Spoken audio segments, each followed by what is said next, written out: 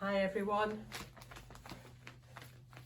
Oh, this is much harder than I thought it was going to be. You catch me today having a go at my new fishing challenge. I was inspired by Hazel's Crafty Tuesday ideas yesterday, and so I've made some fish and so that I can show you how this challenge works, and hopefully you'll have a go at doing this at home as well. I'm Rev Julie, I'm from St Mark's Church, Brampton, and this is Wednesday's Messy Family Fun. But before I show you the fish game, let me ask you a question. Why do you think it matters that we tell the stories of who Jesus met after he was raised from the dead? If you remember, we have heard the story of how Jesus met Mary in the garden, and how Jesus met Thomas in an upstairs room where the doors were locked, and how Jesus met two disciples going on a long walk. And this week the story is of the time that Jesus met all his closest friends on a beach for a breakfast picnic of barbecued fish and hot bread cakes.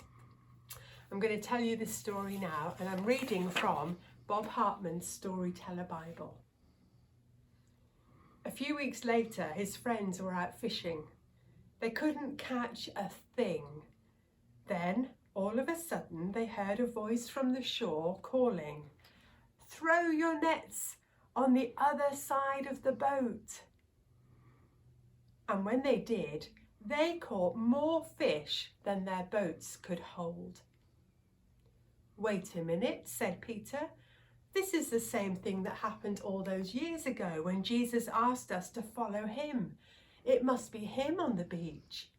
And all of a sudden, Peter jumped into the sea, clothes and all, and swam back to shore. The other friends followed as fast as they could, and when they arrived, they discovered that Jesus had been doing some fishing of his own. Jesus was cooking fish over a hot fire. They smelled delicious. "Dry yourselves off, sit down by the fire," Jesus said. "Let's have a picnic right here on the beach."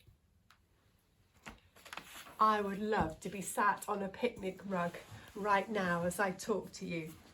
And if I use my imagination, I can hear the sound of the waves gently lapping onto the beach.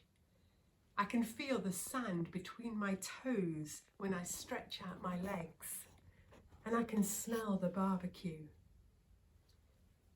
But most of all, I can see that Jesus is alive, and in my imagination, he reaches out and passes me some food, and he smiles at me as he does so. He asks me how I am and what questions have I got for him, because he knows I always have loads and loads of questions. His hands and his feet are still scarred, but not in a scary way, more reassuring me that he knows what it is to suffer and to die, and to come through death with a resurrection body. And that comforts me and helps me not to be afraid of anything. And I can talk to him if I am scared or alone, because Jesus is right here with me. And when I die, I know that I will also have a resurrection body, and that's going to be awesome. So, great to share this story with you, and here is the challenge. This is what you have to do. You take your fish, and you take some rolled up newspaper or anything you've got, and you see how many you can get into the net by just waving it around. And I said, it's much harder than it looks. Post us a picture of your catch on Facebook and have lots of fun. See you next week for another of the stories of Jesus. Stay safe. Stay well. God bless. Bye.